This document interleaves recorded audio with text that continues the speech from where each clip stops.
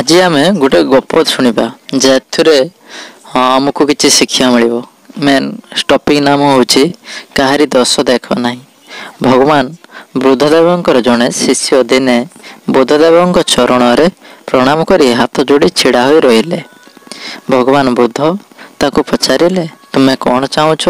शिष्य जनक कहले जदि भगवान आज्ञा देवे ताहेले मु देश भ्रमण रे जाती। भगवान दुनिया रे भल व मंद सब प्रकार लोक अछंती। खराब लोक तुमको निंदा करिवे एवं गाली देवे सेतबेले तुमको केमिति लागिबो?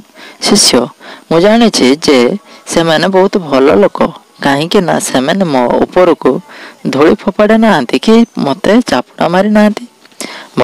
सेमानक मध्यरु केतक धूली भी फोपाड़ी पारंती एवं चापुड़ा मध्य मारी पारंती। शिष्य मु सेमानंको मध्य भल मने करिबी कारण सेमाने तो मते बाड़ी रे बाड़ौ नांती। भगवान बाड़ेबा लोक मध्य 5-10 जन मिली पारंती। शिष्य सेमान जेहेतु मते अस्त्रघात करुनाहांती तेणु सेमानको मु भल बोली जानिबी।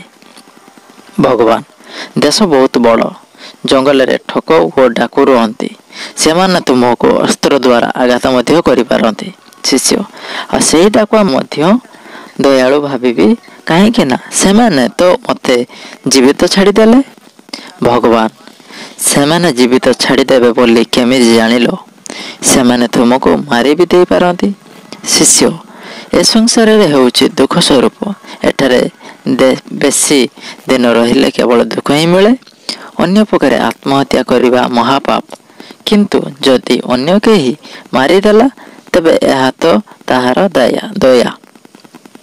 शिष्यर कथा सुनी भगवान बुद्ध बहुत खुशी हेले एवं कहले एबे तुमे पर्यटन करने को योग्य हो सारिछ। जे केबे कौनसी अवस्था रे काहाको खराब कहे नहीं से होछि प्रकृत साधु। जे अन्य मानकर दोष देखे नहीं वो समस्त को भल मन करे से ही परिव्राजक हेबार योग्य। अन्य मानको खराब बुझिबा एवं अन्य मानकर दोष को बखाणिबा बहुत बड़ दोष। ए दोष रे समस्ते दूरे रहिबा उचित। तेणु करी गपटी आपको केमिति लागिला आमको कमेंट माध्यम जणातु। जय जगन्नाथ, जय ओडिशा।